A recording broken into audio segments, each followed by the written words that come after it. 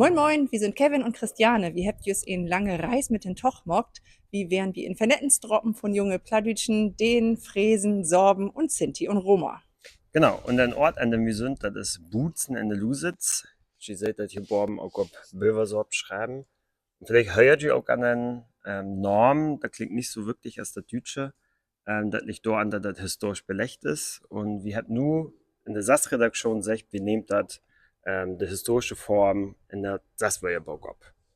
Die SAS-Redaktion gibt das seit Juli 2024 und die Leute da bin sitten dort kümmert sich um den Utbau von der Plattdütsche. Genau, und da haben wir nur zum Beispiel neue Wörter als Kunstklaukte, Künstliche Intelligenz, genau, oder Begäfniskim. Ereignishorizont. Genau, oder sowas als Boetsen oder de Lusitz. Das Leit von der Redaktion hat Robert Langhanke von der Europa-Universität Flensburg.